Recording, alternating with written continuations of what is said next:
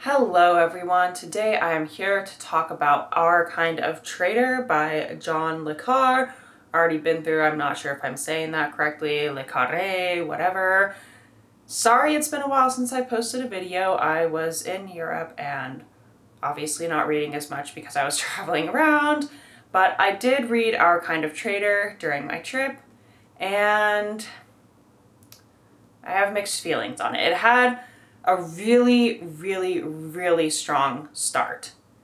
It is basically about a couple that goes on a vacation, and on the vacation they meet this man named Dima who's Russian, and basically he wants to defect to England and take his whole family with him. He's done with Russia. He obviously works in, doing illegal things in Russia behind the scenes, part of like their mafia or whatever, and launders money and all that kind of stuff, but he wants out. So that's basically the premise of the book. He's decided that this couple is going to be his go-between to get him in contact with authorities in England to get him and his family out. So that is the premise of the book, and it starts with them on vacation. It starts with them meeting Dima, and pardon me, I've had a cold for quite a while now, and it just has like this lingering dry throat, so sorry if I sound kind of bad. My nose is still a little bit stuffy too, but I have time today to film. So anyway, back to the book.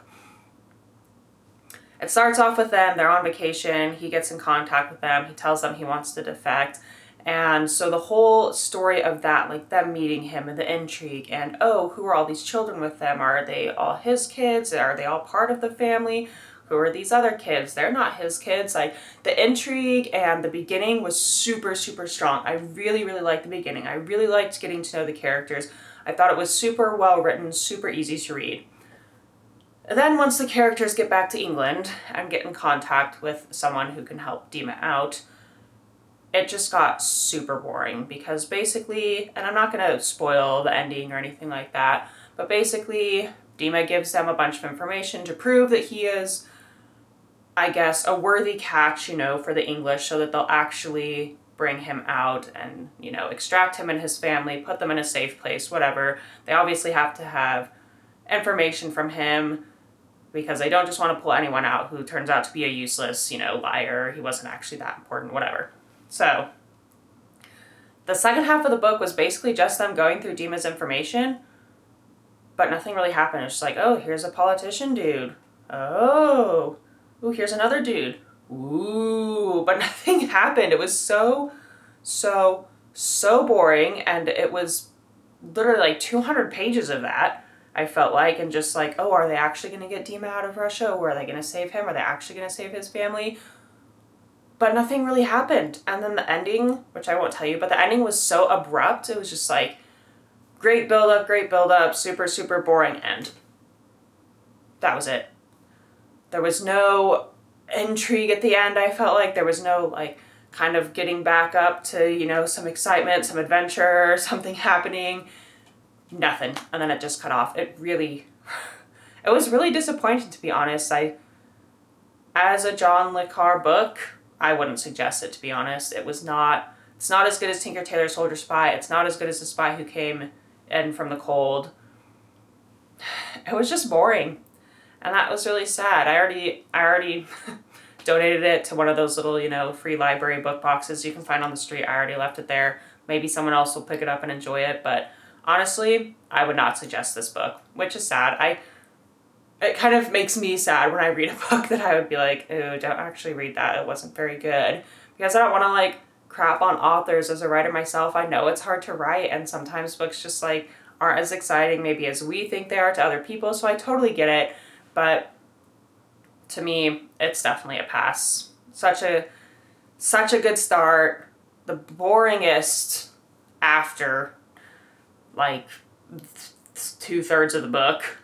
And then such an abrupt, disappointing ending. I was like, no, definitely. Like, I literally read the ending 2 or 3 times to be like, wait, did that really happen? Did this book just end on this note? And WTF? Like, no. Okay. Yep, it did. Abrupt and unresolved and dumb. So, which I understand that operations, real actual spy operations, extracting people from different countries, whatever, can have really abrupt endings and whatever, but it was just, ugh. Especially after such a great build, to then be really boring, to then just have such a lame ending. No, no. I would not suggest, unfortunately, Our Kind of Traitor by John le Carre.